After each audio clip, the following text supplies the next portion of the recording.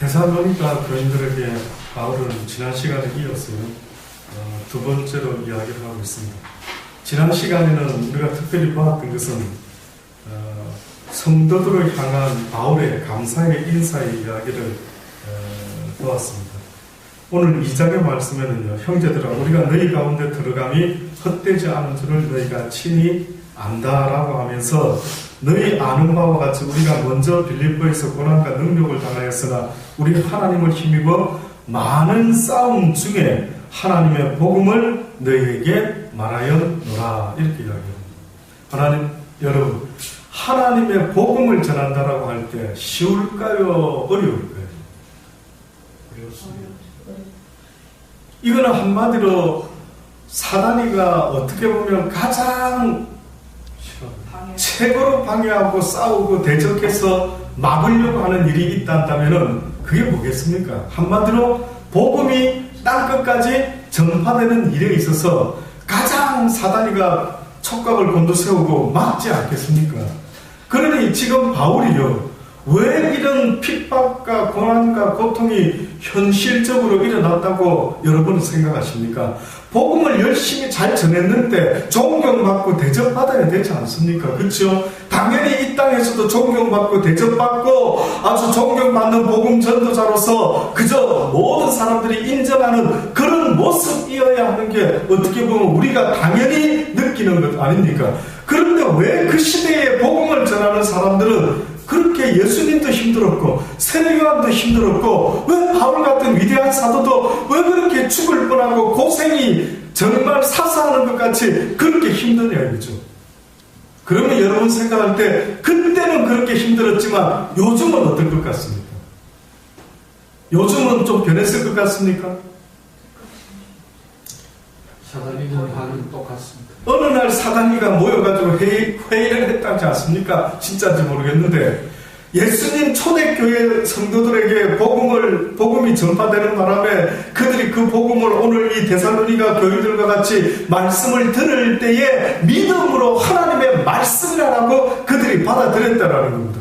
그러다 보니 죽음도 겁내하지 않고 이제 복음 전하는 자도 죽음을 겁내지 않고 전했지만 그 복음을 지키려고 하는 자도 죽음을 겁내지 않고 지켰다. 그랬을 때에 사단이가 회의를 했답니다. 와, 저것들을 사자굴 속에 잡아놓고 저것들을 칼과 창으로 아주 막 희롱과 조롱과 멸시로 예수한테 하듯이 했는데 그놈의 제자들도 또한 어떤 어려움 속에서도 굴복하지 않는다. 이상하게 사람이 고난을 주니까 더 오기를 부리듯이 더 복음을 열심히 전하고, 또 믿는 자들도 더 믿음을 지키려고 그 무엇과 타협하지 않냐고 그랬답니다. 근데 어느 회의에서 사단이 회의를 하다가 누가 아이디어를 냈답니다. 혹시 뭘 것 같습니까? 자, 이게 안 통했다 이거. 그러면 여러분은 다음에 어떤 한번 사단의 입장에 있어서 어떤 계략을 한번 꾸몄으면 좋을까? 여러분 입장에서 여러분이 그렇다면 무슨 방법을 한번 택하겠습니까? 고난을 주고 순교자의 피를 뿌리는데 이건 죽지 않고 오히려 더 큰 열매를 맺어서 막 복음이 자꾸만 전파되는 겁니다. 결국은 어떻게 보면은요, 사단이가 오늘 우리 시대에는 얼핏 보면은 눈으로 드러나는 일이 없는 것 같죠. 물론 북한이든 지금도 어려운 나라에서는 복음 전하는 것, 믿는 것도 얼마나 목숨을 걸어야 되는지 모릅니다. 그런데 지금 우리 현실의 주변에는 너무나 어떻게 보면은 누가 나 예수 믿는다고, 이용호 목사가 복음 전한다고 누가 찾아와가지고 못 전하게 그냥 끌고 가고 이런 일은 없단 말이죠. 아, 사단이가 포기했는가 보다. 이제 사단이가 더 이상 우리한테 방해를 멈춘 모양이다 라고 생각이 들 수도 있겠지만, 여러분 같으면 그놈들이 멈추었겠습니까? 아니라 한다면 어떻게 했을까요? 거짓을 쌓고. 예, 거짓된 것으로 말하는 겁니다. 다시 말하면 복음을 전할 때도 진짜가 아닌 가짜를 더 진짜같이 만들어내는 것입니다. 저는 살면서 하나 놀라운 걸 발견했습니다. 뭐냐면요, 누가 진짜 좋은 게 하나 나타났다면은 조금만 시간이 가면 뭐가 더 많아지겠습니까? 짝퉁. 와, 희한한 일이죠. 분명히 진짜는 하나밖에 없었는데 진짜는 얼마 안 됐는데 시간이 조금만 지나면은 누가 다들 어머나 진짜가 너무 좋아, 진짜 갖고 싶어 이러면 이상한 일이 하나 벌어집니다. 그게 바로 짝퉁이 범람하기 시작하는 겁니다. 다시 말하면은 진짜 복음, 지금 바울이 목숨 걸고 전하는 이 복음이 온 세상 사람들에게 전파되려고 애를 쓰다면 사단은 길을 쓰고 막았겠죠. 그런데 어느 날 사단이요, 제가 개인적으로 깨달아 볼 때 작전을 좀 바꾼 것 같습니다. 어떻게 바꿨냐면 가짜 복음을 갖다가 진짜처럼 해가지고 가짜 복음의 마음을 빼앗기도록 봐라 저게 가짜가 진짜야 어느 순간에 우리를 속이고 있는 것 같더라는 느낌이 듭니다. 그러면 여러분, 진짜와 가짜는 무엇으로 구별이 될까요? 진짜로 복음 전하는 그 내용과 진짜로 복음을 받은 사람의 삶의 모습, 진짜와 가짜 어떤 차이가 있겠느냐 이거죠. 참기름만 같으면은 저는 잘 모릅니다. 진짜와 가짜. 여러분은 혹시 참기름 진짜와 가짜를 분별하시는 분 계십니까? 우리 할머니가 이걸 시골에서 보내줘. 그거 말고요. 내가 직접 섞어놨을 때, 자, 여기 진짜 참기름 하나 있고요. 엉터리 한 서너 개 중국산하고 섞어서 갖다 놨습니다. 혹시 여기 계신 분 중에 참기름 구별하실 수 있는 분 있으십니까? 없습니까? 시골서 돌아오고 드셔본 분 중에. 향이 좀 다른 예, 향이 어떻습니까? 뭐 좀 진합니까? 맛은 어떤 것 같습니까? 혀 끝에서 느껴지는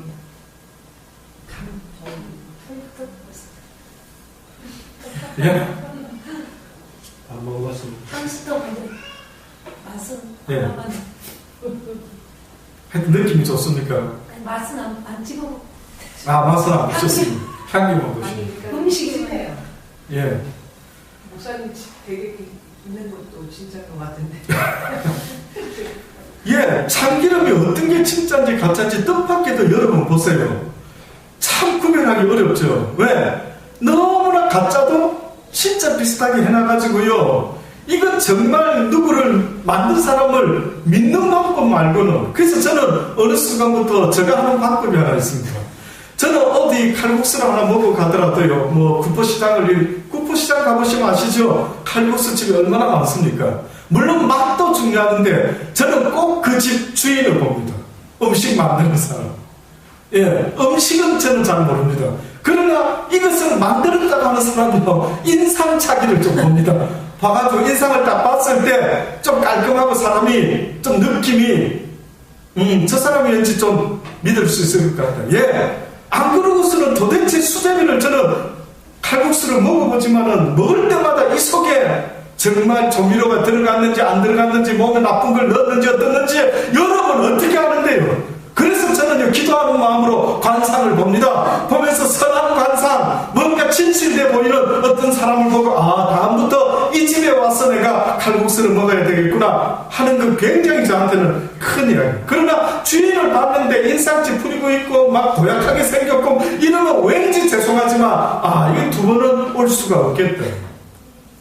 진짜와 가짜를 구별하기가 참 어려운 세상이 되었습니다. 어느 순간부터요, 복음이 진짜와 가짜가 오히려 가짜가 인기가 더 있는 겁니다.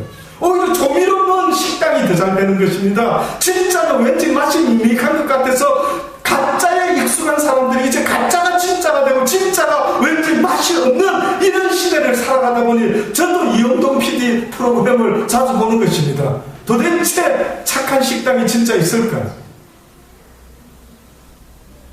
한국에 살면서 정말 그전에는 제가 죄송한데 호주에 있을 때는 그렇게까지 신경 안 써봤는데 나와서 먹는 먹거리 때문에 이것도 뭐가 들어가 있지 온갖 뉴스를 듣다 보면 아주 노이로제가 걸릴 정도입니다. 여러분, 그런데 이처럼 육신을 위해서 먹는 것도 진짜와 가짜의 차이가 이렇게 내 몸에 영향을 미치는 게 크지 않습니까? 혹시 여러분 복음을 어느 순간에 사단이가 안 되겠다, 이 진짜 가짜를 좀 만들어야 되겠다, 어떻게 만들었을까요? 어떻게 만들었을 것 같습니다. 더 달콤하게 만들었어요. 구약 성경에 보면은 언젠가 말씀드렸는데 힌트를 조금 드리자면은 이스라엘 백성들이 그렇게 여호와를 경험하고 체험해 놓고도 또 여호와를 배반하고 뭘 섬깁니까? 이방신을 섬기고 우상을 섬기죠. 왜 그 가짜한테 자꾸 빠졌는가? 혹시 가짜는 뭘 말하고 있다고요? 세상 복. 예, 맞습니다. 딩동댕입니다. 저도 몰랐는데 어느 날 하나님의 말씀을 복음을 읽다 보니까요, 복음은 날마다 믿음을 이야기하고 영원한 영생에 대한 이야기를 하면서 육적인 삶과 영적인 삶에서 하나님 앞에서 택하라고 하는 이런 어떻게 보면은 선택을 우리에게 요구하고 있습니다. 그런데 성경은 우리에게 영적인 걸 택해라, 영원한 걸 택해라, 육적인 것은 잠시 있다 사라지는 안개와 같으니라. 너희가 제발 이 땅에서 있는 기간 동안에 영원한 것을 선택하고 살아가야만 된다. 영생이 너희의 소망이 되어야 된다. 이렇게 복음은 말하지만 뜻밖에도 가짜 복음은 뭘 말합니까? 야, 영생도 좋지만 그 추구봐야 알지 않나? 그 누가 가봤냐? 갔다가 다시 내려온 사람이 있느냐? 야, 그 어쩌다 그런 거, 아이고, 저거 몇 사람들이나 저런 이야기하는 거지, 상식적이지 않잖아. 그러면서 어느 날 가짜 복음이 이 땅에 전파되는데, 뜻밖에도 그 내용이 뭔 줄 아십니까? 세상의 복을 그래도 받아야 됩니다. 그러면 결국은 세상의 복 이야기를 하는 교회를 여러분 생각할 때 부흥이 될까요? 안 될까요? 될 수가 있습니다. 왜요? 이 세상이 사단이 지배한다. 사단이 지배한다고 성경이 누누이 말하지 않습니까? 그래서 너희들이 두세 사람이 내 이름으로 모인 곳에 내 이름이 있는 그곳이 교회다라고 말씀을 했던 겁니다. 많은 숫자가 모이는 것이 교회가 아니라 내 이름으로 두세 사람이라 할지라도 나를 찾고 구하는 그곳에 바로 내가 너희와 함께 할 것이다라고. 그런데 사단은 뭐라고 또 계속 속삭입니다. 많은 숫자가 진짜다. 많은 숫자가 진짜다. 바울이 이 복음을 전하니까 사단이가 가만히 있었겠습니까? 눈에 보이는 핍박을 하는데 이걸 막으려고 하니까 사단이 쓸 수 있는 방법은 뭐겠습니까? 복음을 전할 때마다 존경과 감사와 어떤 것들이 오는 게 아니라 더 많은 고난과 핍박이 오죠. 물론 하나님의 사람들은 바울에게 걱정도 하고 기도도 하고 바울 사도요 건강하세요 기도하고 있습니다 이렇게 막 고마워하고 막 그러는 사람도 있었겠지만 오히려 뜻밖에도 수많은 사람들이 예수님도 복음을 그렇게 잘 전하셨을 텐데 알고 계십니까? 예수님이 어느 날 보니까 그를 따르던 수많은 사람들이 다 어떻게 됐습니까? 떨어져 나갔습니다. 왜 떨어나갔는 줄 아십니까? 거의 다 떨어져 나가니까 예수님이 베드로한테 뭐라고 합니까? 너도 떠나려느냐? 너도 내 곁을 떠나겠느냐? 그때 베드로가 주여 영생의 말씀, 생명의 말씀이 여기 있는데 내가 어디로 가리까? 이렇게 이야기했을 때에 그 예수님 곁에 왜 다 떠나느냐 이거죠. 제발 누가 이야기 좀 해보세요. 예수님이 복음을 멋지게 전했을 텐데 왜 그 시대에 수많은 사람이 처음에는 따랐다 이거죠. 처음에는 왜 따랐을까요? 이적과 기적. 예. 처음에는 복음을 전하기 위해서 때로는 주님이 따르는 표적과 이적으로 복음을 증거하려고 기적을 행했더니만 뜻밖에도 저와 여러분과 같이 생긴 이 인생들이요 예수님 때도 살았는데 그때도 살아계신 하나님이 예수님을 통하여 복음을 전하고 있었건만은 그때 듣던 사람들이요 뜻밖에도 진리보다는 따르는 표적과 이적과 기적을 보고 와우 그래서 뭐라고 이야기합니까? 주님이 저들이 나를 찾는 것은 주의 말씀을 사모하는 마음이 아니라 먹고 배부릅니다. 그껏 병자 낫게 해줬더니만 날 여러분 아시죠? 문둥병자 이야기. 문둥이 10명이 있었다 그랬죠.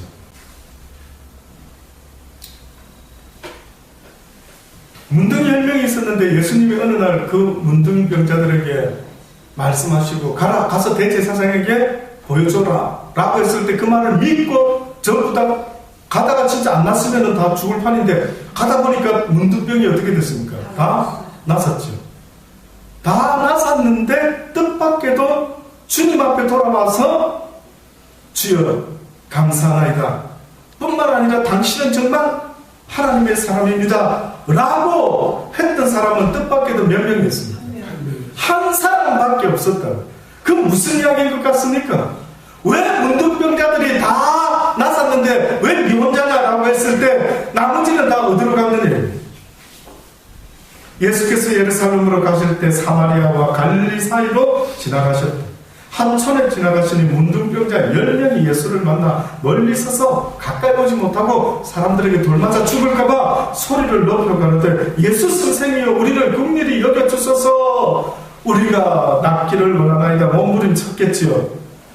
그때 주님이 보시고 가라사대 딱 한마디 하셨지요. 가서 제사장에게 너희 몸을 보이라 하셨더니 저희가 가다가 깨끗함을 받은지라. 그 중에 하나가 자기의 나은 것을 보고 큰 소리로 하나님께 영광을 돌리며 예수의 발 앞에 엎드려 와서 살해하니 저는 사마리아인이라. 자, 이 병나서 문둥병이 자가 어이구야 병나섰다 와우 하고 집으로 간 사람도 있었지만 이 사람은 어떻게 됐습니까? 큰 소리로 어떻게 해요? 하나님께 영광을 돌렸대요. 결국은 기적을 통해서 다른 표적과 이적과 오병이어를 통해서 체험했던 사람은 수천이었을 텐데 뜻밖에도 하나님께 영광 돌린 자는 몇 명이네요. 오병이어의 기적 속에서도 과연 하나님께 영광 돌린 자가 몇 명이었겠느냐. 그때도 어떻게 보면 한 명일 수도 있다. 그 한 명 누구였을까요? 예, 오병이어의 뜻밖에도요. 점심시간이 돼서 배가 고파서 너희들은 혹시 먹을 거 가진 거 누구 없냐 하니까 전부 다 없습니다 하고 딱 그러고 안 있었습니까? 근데 누구만 먹을 걸 내놨습니까? 아이가 내놨습니다. 그럼 여쭤볼게요. 왜 내놓을 수 있었을까? 자기도 배고플 텐데. 그 아이에게 무엇이 있었기에 그 아이가 기꺼이 자기 먹을 것까지라도 주님이 찾으시는 것 같아서 내어놓을 수 있었던 그 아이의 마음속에 무엇이 있었겠느냐? 믿음이 있어요. 예, 주에 대한 믿음이 있지 않겠는가? 뭔가 이해를 안 되지만 어떤 사람은 이랬겠죠. 아우 안 돼. 왜 주님은 자기 먹을 거 챙겨 안 오고 내 걸 꼭 내놔라 그래. 아우 상식밖이야. 자기 건 자기가 알아서 챙겨와야지. 분명히 인간적으로 안 그랬겠습니까? 그런데 그 아이는 주님이 찾을 때는 뭔가 이유가 있지 않을까? 뜻밖에도 오병이어를 내어놓은 아이 하나는 제가 생각할 때 성경에는 없지만요. 그 아이만큼은 그 역사를 통해서 하나님께 영광을 돌리지 않았을까? 근데 그 외에 어른들은 딱 꽁치주고 있었는데 어디서 막 음식이 나오는 거 보고 어떻게 했겠느냐 그렇죠? 먹으면서 어머나 이게 웬일이야? 이게 웬일이 돼? 생각해보세요. 먹는 게 정신이 팔려가지고요. 하나님께 영광은 고사하고 그래서 우리의 믿음은 어느 때 하나님 복권에 당첨시켜 주옵소서 한 10억짜리면 좋겠나이다. 그러면 주를 위해 쓰겠나이다. 라고 막 하기는 하지만 10억이 뜻 맞아보면 어머나 이게 웬일이야? 그렇게 안 할 자신이 있겠느냐 이거죠. 조금 전까지는 그랬었는지 몰라도 그렇게 휘둥그레지면서 모두 다가 그 다음부터 주를 열심히 쫓아다녔는데 뜻밖에도 성경에 보니 뭐 때문에 쫓아다녔다고요? 그들이 먹고 배불러. 그런데 이 문둥이 문둥병자는 큰 소리로 하나님께 영광을 돌리고 돌아와서 예수의 발 앞에 엎드려 뭐까지 했다고요? 살해를 했대요. 뭘 드렸는지 말로만 했는지 잘 모르겠지만 뭘 드린 것 같습니다. 너무 고맙고 감사해서 하나님은 나의 하나님, 나의 주입니다. 그때 예수님께서 물어보시죠. 10사람이 다 깨끗함을 받았을 텐데 도대체 9은 어디에 있느냐? 그러시면서 주님이 주변의 사람들이 이 이방인 외에 하나님께 영광을 돌리러 돌아온 자가 없느냐라고 안타깝게 여기셨죠. 그때 마지막 한마디 더 하십니다. 그 마지막 말씀이 뭐였는지 아십니까? 그 문둥병자가 아마 계속 무릎을 꿇고 앉아 있었던 모양입니다. 그분 앞에, 주님 앞에. 그랬더니만 일어나라, 일어나라, 그리고 가라. 내 믿음이 너를 구원하였느니라. 뜻밖에도 구원의 주체는 누굽니까? 이 땅에 오셔서 구원의 문을 열어놓으신 분은 누구죠? 예수 그리스도죠.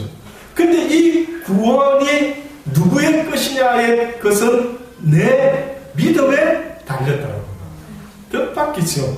구원의 문은 활짝 열려서 그전까지는 죽으면 인생 끝이다라고 알았는데 이제는 죽으면 끝이 아니라 영원한 생명의 영생의 길이 있다라는 것을 알려줬는데 문제는 너희에게 이것을 가질 수 있는 무엇이 있어야만 된다고요.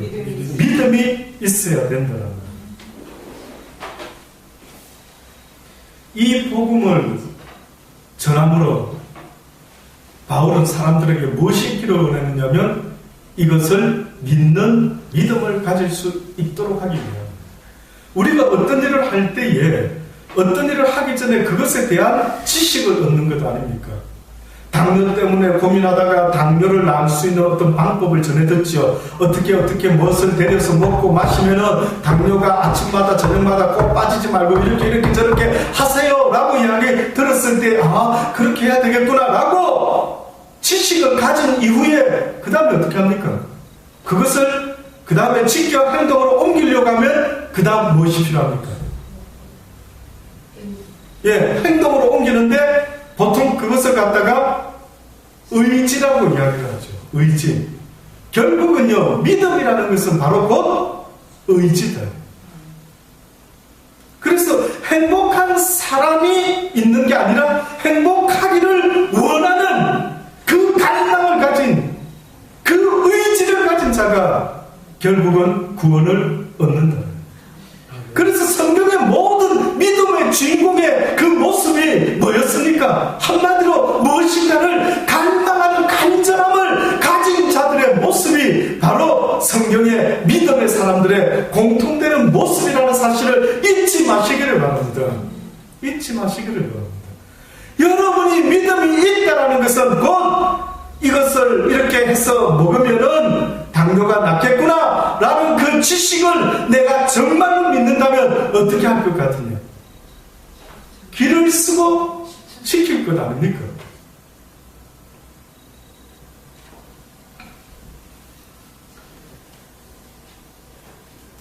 그래서 바울은요, 이 복음을 제발 불신하지 말고 좀 지켜요.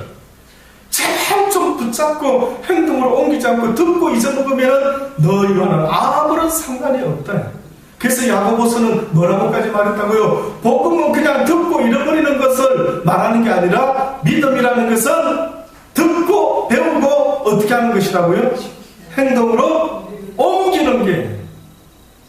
그래서 오죽 했으면 야고보가 뭐라고까지 표현합니까? 네가 지금 하나님을 믿고 떠드느냐? 어이구 잘하는구나. 누구도 믿고 떠든다고요? 귀신도 믿고 떠든다. 귀신도 더 예수님을 잘한다 이거죠.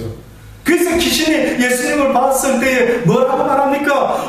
지극히 높으신 자의 하나님이시오. 성경을 통틀어서 읽어보면은요, 뜻밖에도 성경에는 하나님을 아는 첫 번째 하나님의 아들 예수 그리스도를 알고 고백한 사람이 뜻밖에도 누군지 아십니까? 사람이 아니고 귀신이었습니다. 귀신. 그래서 그 귀신이 지극히 독신자의 아들이시오. 오히려 그렇게 떠들지 않습니까?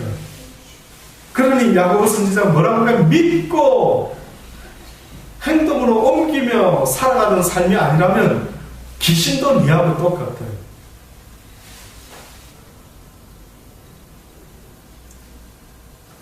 그러니 이 복음을 바울은요, 얼마나 간절히 전하고 있는지 모릅니다. 다시 말하면 저들이 이 복음을 듣고 확신을 가지고 행동으로 이제 옮길 수 있는 데까지 나갈 수 있도록 하려고 바울은 얼마나 애를 쓰는지 모릅니다.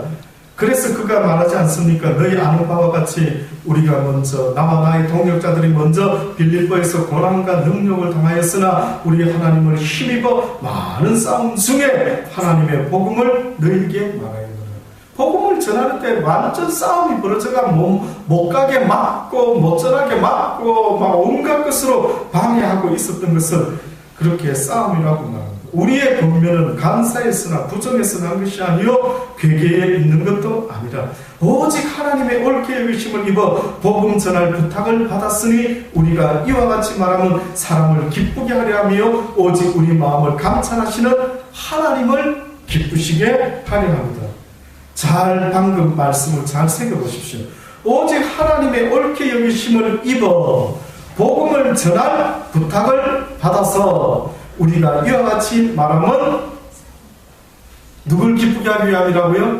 하나님을 사람을 기쁘게 하는 게 아닌데, 바울이 지금 복음 전하고 있는 것은 인간에게 인정받고 인간에게 칭찬받기를 원하는 게 아니다. 내가 전하는 이 복음이 비록 먹기 어렵고 딱딱하고 힘들다 할지라도 사람들은 아유 영적인 복 나는 관심 없어, 누가 육적인 복 얻는 방법 좀 말해봐, 이런 이야기를 할지라도 바울은 사람에게서 기쁨을 취하려고 하지 않았대요. 오직 하나님이 기뻐하는 그 복음만을 전했대. 이 복음 전하다가 돌 맞을지라도, 누가 나 미워할지라도, 누가 나 좋아 안 할지라도 바울은 이 복음을 전하겠대. 너희도 알거니와 우리가 아무 때에도 아무 첨의 말이나 탐심의 탈을 쓰지 아니하는 것을 누가 증거한다고요? 하나님이 증거하신다. 지금 바울이 말하지 않습니까? 내가 사람의 비율을 맞추려고 아첨하는 말로 복음 전하지 않았대. 내가 내 배를 채우려고 목회하지 않았다. 복음 전하지 않았다. 그걸 누가 증거한다고요? 하나님이 증거하십니다. 우리가 그리스도의 사도로 능히 존중할 터이나 그러나 너희에게든지 다른 이에게든지 사람에게는 영광을 굳이 아니한다. 오직 우리가 너희 가운데서 유순한 자 되어 유모가 자기 자녀를 기름과 같이 바울이 복음을 전할 때에 오히려 그의 싸움의 능력의 힘은 다투면서 전하는 모습이 아니라 유순한 자의 모습과 같이. 언젠가 말씀드렸죠. 혹시나 복음을 듣다가 누군가 얹힐까봐, 누군가가 회개할 기회를 잃어버릴까봐 바울은 복음을 전할 때 꼭 정죄하지 아니하고 어떻게 했다고요? 온유함으로 전했댔습니다. 근데 지금 오늘 여기를 보니까 바울은 어떤 모습으로 전하는가 봤더니만 그는 유순한 자가 되어서 유모가 자기 자녀를 기름과 같이 하였다. 왜 하필이면 유모입니까? 자기 친엄마가 더 잘 키울 거 아닙니까? 유모가 더 잘 키우는가, 애를?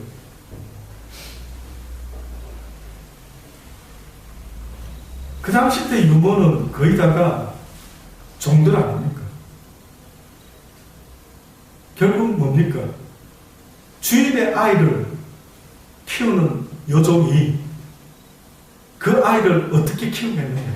조심스럽게. 엄청 조심스럽게, 혹시나 주인이 보시고 그거 할까봐. 지금 바울이 그 말 하는 겁니다. 내가 복음을 전할 때에 꼭 이 유모가 자식을 키우듯이 복음을 전할 때에 그렇게 아주 부드럽게, 아주 온순하게.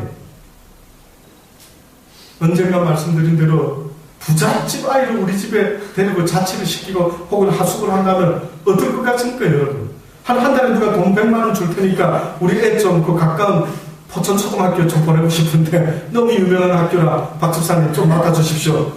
어떻게 할 것 같으냐고 상상을 그렇게만 한번 해보십시오. 너무 다르지. 우리 속보일 정도로 너무 우리 내 아이한테는 어떻게 합니까? 대충 하죠. 어떻게 보면 내 아이한테는 물 잘 먹인다고 하지만 어느 때 보면 화나고 화나는 대로 다 해버리고 퍼부어버리고 열받으면 좋다나 오늘 굶어라 뭐 혹은 오늘은 막 대충 먹으라 뭐 이렇게 하는 게 부모 아닙니까? 그런데 바울이 내가 너희들한테 복음을 전하는 그 모습은 그런 식이 아니었다. 유모가 주인의 아이를 키우는 그 심정으로 하나님의 예수님이 저들을 위해서도 십자가에 피를 흘려 죽으셨으니 저 귀한 한 영혼을 내가 주께로 돌이키기 위하여 그의 마음 자세가 어떠했는가. 참 놀랍지 않느냐. 우리가 이같이 너희를 사모하여 하나님의 복음으로만 아니라 우리 목숨까지 너희에게 주기를 즐겨하며 너희가 우리의 사랑하는 자 됨이라. 어떤 면에서는 모든 복음을 모르는 그 대상들이요 바울에게 있어서는 다 사랑의 대상이었던 거예요. 참말로 놀랍습니다. 바울은 믿지 않는 자들을 봤을 때에 미워하고 싫어하고 정죄하고 판단한 것이 아니라 저들도 하나님이 위하여 주님이 십자가 흘려 죽어준 자들이 아닌가라는 그 간절함 때문에 그랬는지 주님의 말씀처럼 내가 악인과 선인에게도 똑같이 비를 내리는 것처럼 내가 그들을 위해서도 죽었으니 그들에게도 너희가 복음을 전함으로 내게 인도해라라는 그 간절한 말씀을 충분히 깨달았던 바울이었던 것 같다라는 생각이 드는 겁니다. 형제들아 우리가 수고와 애쓴 것을 너희가 기억하리니 너희 아무에게도 누를 끼치지 아니하려고 밤과 낮으로 일하면서까지 너희에게 나는 하나님의 복음을 전파하였다. 그러니까 바울은 무엇을 일을 해도 그 목적이 어디 쓰려고 돈을 벌었다는 겁니까? 예, 바울은 어떤 직업을 가졌죠? 텐트 메이커라고 외국에서는 그런 영어 성경에 보면 장막 짓는 자 텐트 메이커 그 표현이 하나의 상징이 되어가지고 외국에서는 나름대로 자비람으로 선교하는 사람들 텐트 메이커 어떤 전문 직업을 하나 내지는 자기가 잘할 수 있는 직업을 가지면서 그 일을 하면서 복음을 전했습니다. 어떻게 보면 여기 있는 우리 모두도 어떻게 보면 그런 사람들 중에 한 사람이었습니다. 그래서 바울은요, 어떻게 하든 누군가에게 자기가 짐이 되지 않고 누군가가 아이고 사도 바울이 뭐 먹고 살고 해가지고 부담스럽게 그들에게 걱정거리가 되지 않으려고 그런 텐트 메이커를 하면서까지 복음을 전했다라고 그렇게 이야기를 합니다. 그의 이 말씀들 가운데 저는 오늘 사실은 이제 말씀을 드리고 싶은 게 있습니다. 그게 뭐냐면 바로 13절의 말씀을 전하려고 지금까지 서론을 말씀드렸습니다. 본론을 전하고 싶은데 이 본론이 무슨 말이었냐면 13절에 이름으로 앞에까지 쭉 이렇게 내가 너희들에게 복음을 전하기 위해서 많은 능력도 받고 많은 어떤 어려움 속에서도 복음을 내가 그래도 전했는데 그 전할 때 내가 다툼으로 막 악함으로 열받음으로 전했던 것이 아니라 혹시나 너희들이 또 나 때문에 시험 들까봐 혹시나 또 정죄감을 느낄까봐 내가 같은 말을 해도 유모가 자식을 키우는 그런 마음으로 했고 내가 하나님의 이 복음을 너희를 사모하는 그 마음으로 목숨까지 주고 싶은 이 심정으로 내가 복음을 이렇게 전했다. 너희를 부르사 자기 나라와 영광에 이르게 하시는 하나님께 합당히 행하게 하기 위해서 나는 너희들에게 최선을 다했다. 그런데 13절에 보니까 이름으로 우리가 하나님께 쉬지 않고 감사하는 것이 있는데 너희가 우리에게 들은 바 하나님의 말씀을 받을 때에 바울이 가장 기쁘게 중요하게 여겼던 것은 그들이 바울을 통해서 복음을 들을 때마다 그것을 어떤 마음으로 받았다고요? 사람의 말로 받지 아니하고 하나님의 말씀으로 받은 것입니다.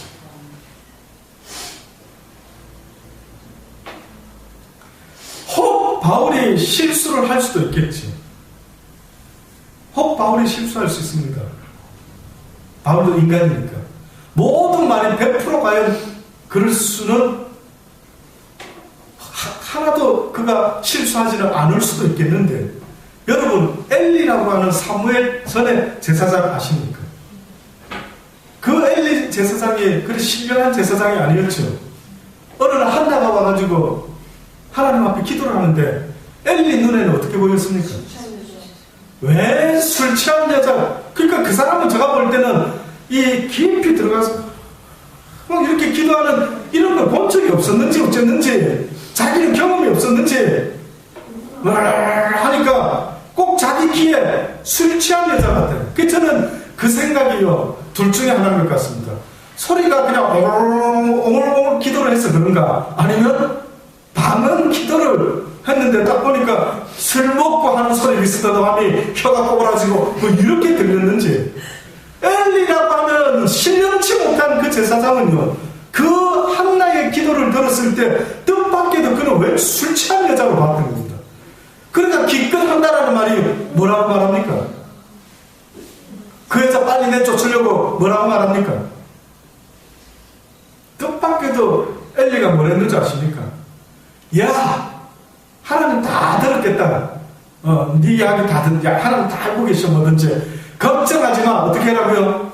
가서 기다려. 그냥 집에 가. 그런데 그 말을 갖다가 한나는 무엇을 받았느냐 이겁니다. 제가 볼 때는 엘리는 뭐 딱 영감이 딱 와가지고 한나야, 그대의 기도가 하나님께 상달되었어. 응답이 된대. 아버지가 내일 모레쯤이면 응답이 갈 거야. 걱정하지 말고 돌아가. 이렇게 한 것은 전혀 아닌 것 같아요.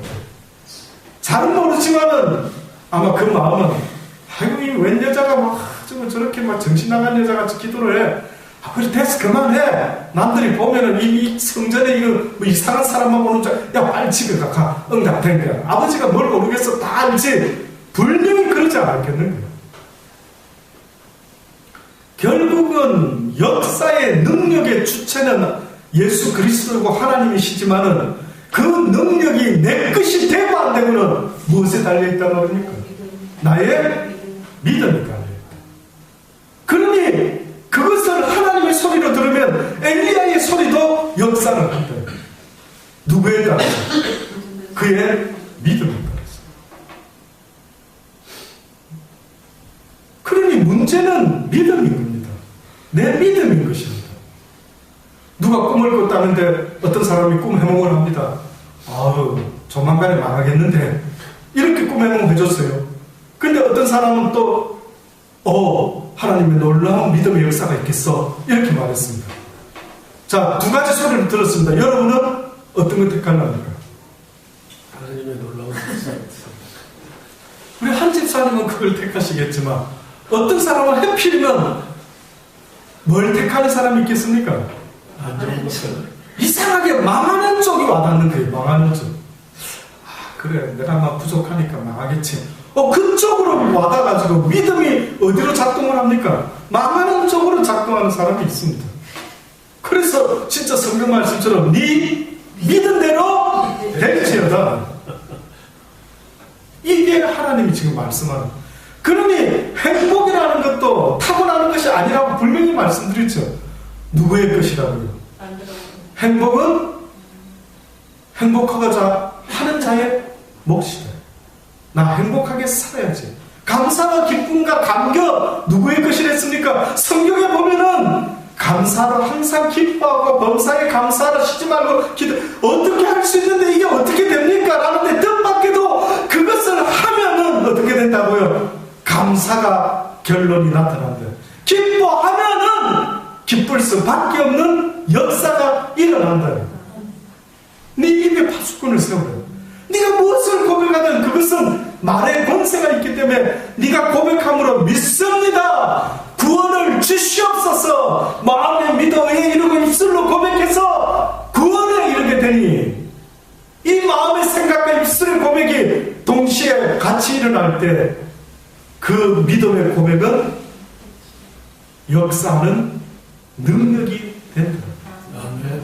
이게 없어요. 그러니 저도 늘 어느 때 보면은 아버지 감사하고 싶어요. 근데 감사가 안 보여요. 이럽니다. 그러면 주님은 먼저 감사하지. 그럼 보이는데 아유 미칠 것 같아요.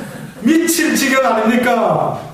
하나님은 감사하면 보인다 얘기야. 이러고 저는 아유 뭐가 감사할 거리가 있어야 감사하죠. 뭐 어떻게 감사합니까? 그래서 믿음이라는 것은 보지 않고 믿을 수 있는 믿음을 참 믿음이에요. 그래서 믿음으로 말미암아 무엇에 이른다고요? 믿음에 이른다고까지 이야기를 하셨던 것입니다. 믿음의 이야기 결론적으로요. 히브리서 11장에 보면 믿음은 바라는 것들의 실상이요 보지 못하는 것들의 뭐라고요? 증거니 선진들이 이뤄서 증거를 얻었느니라. 믿음으로 모든 세계가 하나님의 말씀으로 지어진 줄을 우리가 아나니 보이는 것은 나타난 것으로 말미암아 된 것이 아니라 어떻다고요? 자 다시 여쭤봅니다. 보이는 것은 나타난 것으로 말미암아 된 것이 아니니라. 그러면 보이는 것은 나타난 것으로 말미암아 된 것이 아니라 나타나기 전에 무엇이 있었답니다. 믿음이 있어. 그 앞에 다시 올라가 볼까요? 믿음으로 모든 세계가 하나님의 말씀으로 지어진 줄을 우리가 아나니. 그리고 또 그 앞에 또 올라가 보니까 선진들이 이뤄서 무엇을 얻었다고요? 증거를 얻었는다. 결국 믿음을 가진 자가 현실을 만들어내고 바로 그 믿음을 가진 자가 믿음으로 증거를 얻는다. 믿음으로 증거도 얻고 믿음으로 현실을 만들어내고 눈에 보이지 않는 세상을 믿음으로 바라보고 아브라함이 보이지 않는 영의 세상을 무엇으로 봤다고요? 왜 영안으로 봤다? 갑자기 뭐 눈에 꺼풀이 벗겨져가지고 영적인 눈이 팍 뜨여가지고 막 영의 세상과 육의 세상을 동시에 보면서 막 천사를 보고 귀신을 보고 그렇게 봤다 하면은 딱 이해가 우리는 그런 식으로 원하지 않습니까? 근데 뜻밖에도 봤는데 뭘로 봤다라는 겁니까? 믿음으로 봤답니다. 그러면 믿음으로 보지 못한 것은 무엇으로 봤을까요? 믿음도 없는 사람이 어떻게 보면 예수 믿은지 예수도 잘 모르는 사람이 뭘 봤대? 그럼 뭘로 본 것 같습니까? 지금도 예수 모르는 무당이나 귀신들은 무당이나 뭐 하는 사람들은 뭘 봅니까?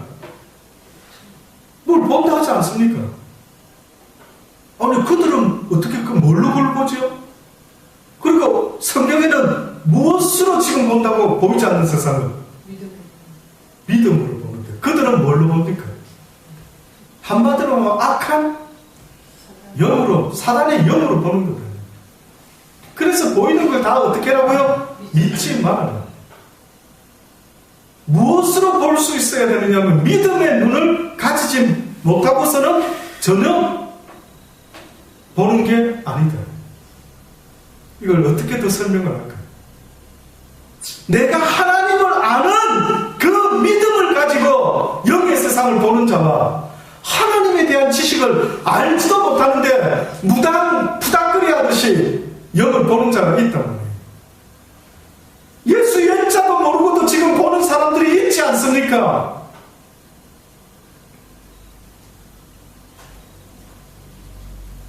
그래서 히브리서 기자가 믿음에 대한 이야기를 하는데 이 믿음의 가장 큰 열쇠가 되는 것은 바로 하나님의 말씀에 대한 순종, 행함 이것을 갖다가 믿음의 가장 큰 역사더라. 믿음으로 뭘 보는 걸 말하는 게 아닙니다. 믿음으로 하늘나라로 왔다 갔다 하는 걸 말하는 게 아니라 믿음으로 하나님의 말씀이 믿어지는 것을 이야기하는 겁니다. 그래서 오늘 이 순간에 내가 죽는 일이 있어도 믿음으로 복음을 싸우듯이 바울이 전했다고 영적 싸움을 했던 것처럼, 그래서 너희를 보러 가려고 했는데 계속해서 사단이 막았다라고 말하면서 아무리 어렵고 힘든 일이 있고 나한테 유익이 없어도 내가 죽으면 죽으리라고 복음을 전할 수 있었던 그 사람, 누군가가 이 복음 때문에 가난해진다 할지라도 내가 죽으면 죽으리라 하는 이 복음을 믿는 사람, 사자굴에 들어가도 나는 주님을 믿겠어요 하는 이 믿음을 가진, 이 믿음은 뭐냐는 거죠.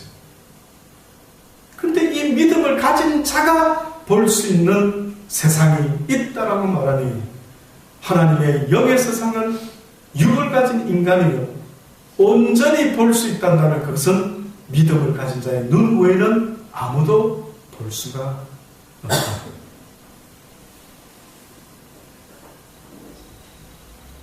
그래서 믿음으로, 이제부터 말씀을 조금만 더 드리고 마칩니다. 믿음으로 아벨은 가인보다 더 나은 제사를 하나님께 드림으로 어려운 자라 하시는 증거를 얻었으니 하나님이 그 예물에 대하여 증거하시니라. 잠깐만요. 아벨이 가인보다 더 나은 제사를 하나님께 드림으로 어려운 자. 그러면 제사를 드리는 아벨이 더 나은 제사가 도대체 뭐지? 짐승이란 말인가? 곡식이 아닌 짐승? 아니면 또 뭐 플러스 뭐 다른 거? 도대체 뭐지? 하나님이 그 예물에 대하여 증거하십니다. 다시 말하면은 아벨이 드렸던 그 예물에 대하여 증거하신다라고 지금 히브리서 기자가 말했어요. 그러니 무슨 예물을 드렸다고요? 아벨이? 짐승을 잡아가지고 피 뿌리는 제사를 드렸다. 이 예식이 누구를 기쁘시게 해요? 하나님을 기쁘시게 하면서 하나님이 네 예물을 내가 받을 수밖에 없네 라는 증거를 하셨다. 그가 비록 죽었지만 오히려 그 믿음으로서 오히려 나온다.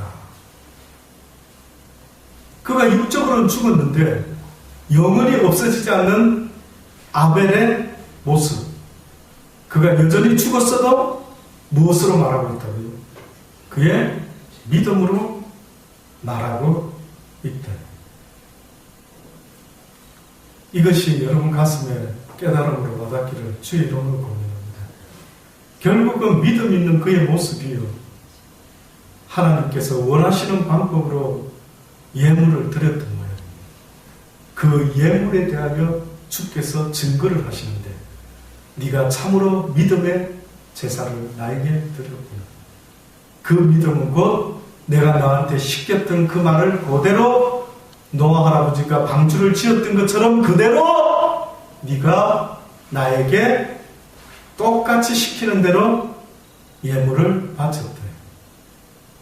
결국 가인은 똑같이 하지 않고 자기 식대로 아마 믿음 없는 자의 모습으로 하나님을 경배했던 거예요. 그래서 그렇게 말을 다시 합니다. 한 증인을, 물론 많은 믿음의 사람들을 이야기하지만요, 그 아벨 다음에 누구를 말했냐면 에녹을 말합니다. 히브리서 기자는. 에녹은 죽음을 보지 않고 옮기었으니 하나님이 저를 옮기심으로 다시 보이지 아니하여 저를 옮기기 전에 하나님을 기쁘시게 하는 자라는 증거를 받아냅니다. 그러면서 히브리서 기자가 11장 6절에 뭐라고 하냐면, 믿음이 없이는, 잘 들으셔야 됩니다. 믿음이 없이는 기쁘시게 못하나니 하나님께 나아가는 자는 반드시 그가 계신 것과 또한 그가 자기를 찾는 자들에게 상 주시는 이심을 믿어야 할지니라. 에녹 이야기를 하는데 보세요. 에녹이 죽음을 보지 않고 하나님 나라에 옮겼다라고요. 그런데 저가 옮기오기 전에 하나님이 그를 어떻게 여겼다고요? 나를 기쁘게 하는 자다라고 하나님이 그를 기쁘시게 여겼다. 그 증거를 받았다 안 받았다? 받았다. 에녹은 직접 그것을 그는 알았다. 다른 사람은 몰라도 그는 알았습니다. 아, 하나님이 내 믿음을 기쁘게 받으시는구나. 믿음이 없이는 하나님을 기쁘시게 못하니 하나님께 나가는 자는 반드시 에녹이 무엇을 생각하고 주님과 동행을 했는가 봤더니만 반드시 그가 계신 것과 하나님은 분명히 살아계신 하나님, 존재하시는 하나님, 늘 불꽃 같은 눈으로 나를 지켜보고 계시는 하나님, 또한 그가 자기를 찾는 자들에게 뭘 주시느니라? 상 주시는 이심을 믿어야 할지니라. 결국 이 두 가지를 에녹 이야기를 하면서 말하는 것입니다. 주님이 분명히 계시다라는 그 믿음. 이것이 별거 아닌 것 같죠. 나는 분명히 믿는데, 하지만 여러분 살아가다 어려움과 힘듦이 있을 때마다 하나님이 좀 주무시는 거 아니야? 하나님이 돌아가신 거 아니야? 이렇게 느낄 때가 얼마나 많은지 모릅니다. 정말 하나님 계시단 말인가? 분명히 계신 것을 믿을 뿐만 아니라 하나님을 찾는 자에게 상 주는 신. 그래서 세례가 뭐라고 말합니까?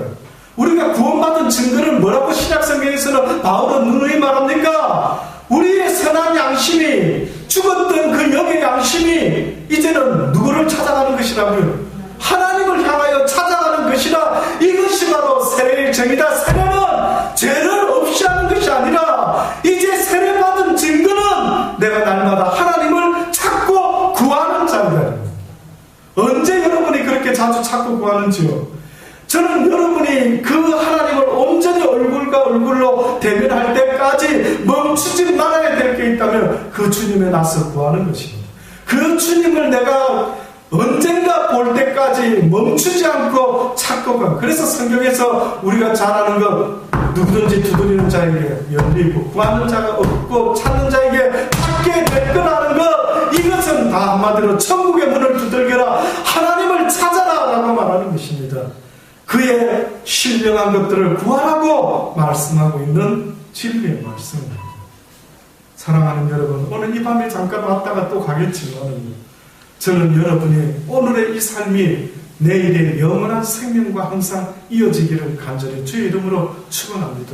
아멘. 어차피 시간은 가고요. 어차피 내일 또 내 일상은 또 시작되겠지만 가치 있는 것 하나가 있다면 오늘이라도 이 말씀을 가슴에 깊이 새김으로 내가 믿음으로 하나님의 말씀을 받아야 되겠다.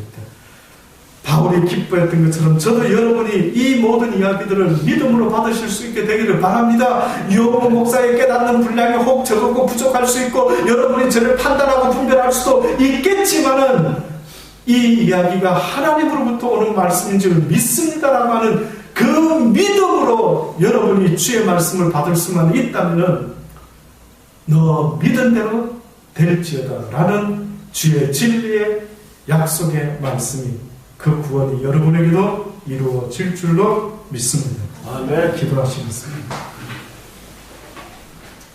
바울은 데살로니가 교인들에게 아버지여 말씀한 것을 이제는 가슴에 새깁니다.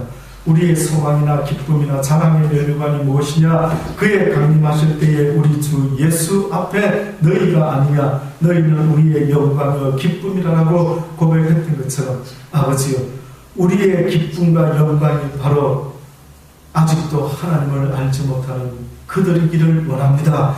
그들도 주의 복음을 우리를 통하여 듣고 배움으로 하나님 앞에 나올 수 있을 때 바로 그들이 내가 이 땅에서 하나님이 오실 때에 참으로 착하고 충성된 종이었다라고 하는, 내가 네게 맡긴 것을 네가 참으로 많은 것으로 이익을 남겼구나라고, 그렇게 5달란트 2달란트 받은 이에게 착하고 충성된 종이라고 칭찬하셨던 것처럼 언젠가 우리에게도 아버지여 보시옵소서, 이 열매들을 보시옵소서. 저들은 전에는 하나님을 알지 못했으나 이제는 아버지의 말씀을 전했더니만 저들이 주를 이제는 믿고 주님 앞에 나왔나이다 라고, 아버지여 충성된 종들이 주님 앞에 내어놓을 수 있는 그 생명의 열매들을 우리도 맺을 수 있게 하여 주옵소서. 생명의 열매를 고사하고 수많은 사람을 실족시키고 있지는 않습니까? 무섭게 두렵게 생각하게 하여 주옵소서. 아멘. 한 영혼이라도 우리로 말미암아 나로 말미암아 실족되지 않도록 날마다 그들을 온유함으로 유모가 주인의 자녀를 잘 기르는 것과 같이 두렵고 떨림으로 그들에게 주님과 같이 온유함과 겸손함으로 나아갈 수 있는 우리의 모습이 되게 하여 주옵소서. 아멘. 예수님의 이름으로 감사하며 기도드립니다. 아멘.